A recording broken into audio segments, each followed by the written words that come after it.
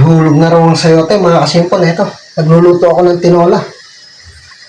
Tinolang manok. Ayan o. Tapos ilalagay ko tong gulay na galing sa Kapinpin Mini Farm. Ayan. Nagpunta kami ni Moby kanina sa Kapinpin Mini Farm. Nakapanguhan ng konting sitaw, talbos, kalamansi. Isasama ko na to sa tinola. Hindi naman tatanggihan. Ayan, mga kasimpol. Pamparami din yan, mga kasimpol. Tinola na may sitaw sa talbos ng kamote at sayote. Maya luto na to, mga kasimpol. Ito na yung aking tinola. Tinolang may sayote, may sitaw, may talbos ng kamote. Sarap, mga kasimpol. Thank you, Lord. Kain tayo, mga kasimpol. Sarap na sabaw.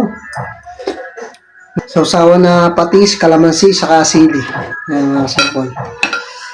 Kain tayo. Alas 11:16 ng umaga, mga kasimpol.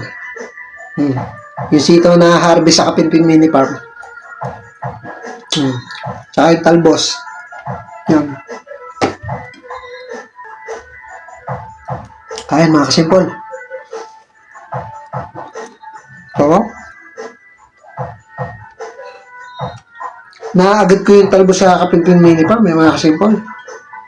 Kaya konti yung nakuha ko. Sarap kasi eh.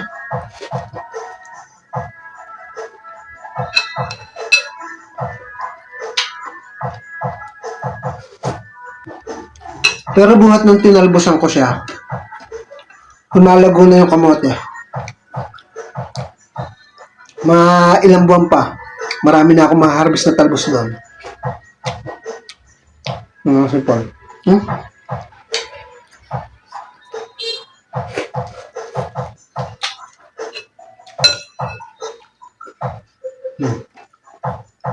Manok.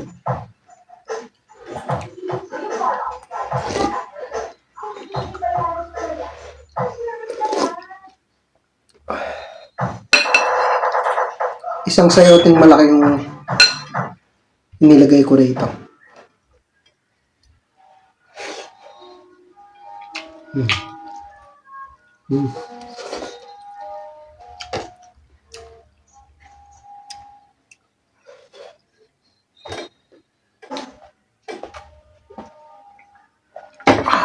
So, paano, mga kasimpol? Magpo-focus na ako rito. Kumain na rin kayo.